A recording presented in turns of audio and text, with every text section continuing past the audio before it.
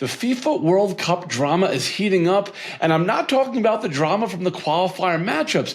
I'm talking about the drama of the hotel price increases. Obviously, it's been a few months since we last checked in on the World Cup hotel pricing. So today on Lighthouse Quick Takes, we will do an update to fill you in on all the price movements in all the cities, because since our last quick take back in July, tickets have now gone on sale, which means people are now solidifying their plans to attend, which means people are booking hotel rooms, which is exciting. For me, at least. So, a quick summary of what we'll be looking at. We will be looking at advertised prices for the group stage. That's June 11th through June 27th, 2026. And we will be looking at those prices in aggregate as of the second week of October 2025, just a couple of weeks ago. Now, to make comparisons, we'll be looking at two other data sets as well. We will be looking at advertised prices for the host cities for the same dates from this past year, and we'll do so as of the same second week in October 2024, so we get a true apples-to-apples comparison. And we will also look at how advertised prices for the group stage evolved since our last quick take from back in July. And one more reminder that everything will be shown in US dollars so we can compare across markets. Okay, let's dive into it. Let's start with the three Mexican host cities, Guadalajara, Mexico City, and Monterrey. We are already seeing some truly staggering increases. The largest jump, that would be Monterrey, showing a 224% increase in advertised hotel prices year over year. That's a massive acceleration from the 41% year over year increase that we noted back in July. This clearly indicates that hoteliers in Monterrey have begun to fully capitalize on demand since our last look at this data. Guadalajara's pricing difference also shot up. We were seeing a 19% year-over-year increase in advertised prices back in July, and that has shot up to an 85% increase as of now.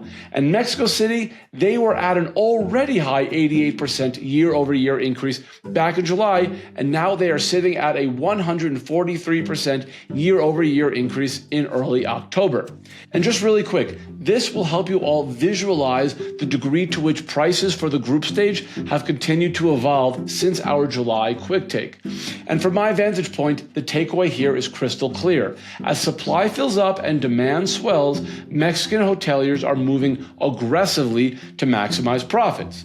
Next up, the Canadian cities. As of the second week of October, Toronto and Vancouver year-over-year advertised pricing is now up 58% and 112% respectively. Vancouver pricing is now coming awfully close to crossing that staggering $1,000 per night threshold. And perhaps equally noteworthy is that bump to Toronto pricing. Yes, much lower pricing than Vancouver, but when we looked at this data back in July, Toronto's advertised pricing was only up by about 11% year over year for the World Cup. So we see Toronto hoteliers now a bit more proactive in their World Cup pricing. Again, really quick, this shows the advertised price evolution for the World Cup group stage, comparing where prices for these Canadian cities sat as of July versus where they are now. It's crazy to see such a big increase to prices in Vancouver, considering they were already the highest priced city when we did our quick take back in July. Finally, let's look at U.S. host city pricing. What's notable here is that all cities are now showing much more marked year-over-year increases to advertised pricing, which wasn't the case when we looked back in July. For example, back in July, Houston was showing only a 2% year-over-year increase, but now it's showing a much stronger 35% jump.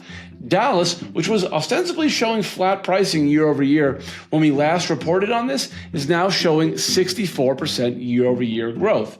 Kansas City, which was only at 14% in July, is now at an 85% increase. And Philadelphia jumped from a 9% year over year increase in July to a 46% increase in October. And lastly, again, here is your evolution slide where you can compare advertised pricing from back in July to where it now stands. I think those movements to Dallas, Houston, and Philadelphia are the most meaningful, as those were the cities that, as of the last quick take, appeared to show the least impact to pricing.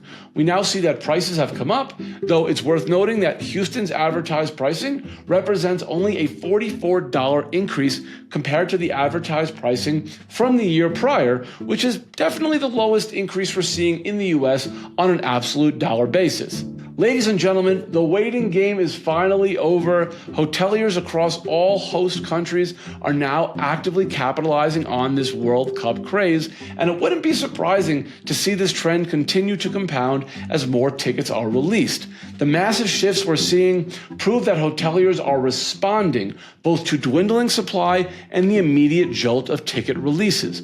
For hoteliers in the host cities, the message is clear. Operators need dynamic and reactive pricing strategies. Events like these are not ones where operators want to leave money on the table. Use milestones like ticket pre-sales and qualifying match announcements, as well as on-the-books market occupancy levels as opportunities to reevaluate your prices, as some markets are certainly proving they can bear considerable increases.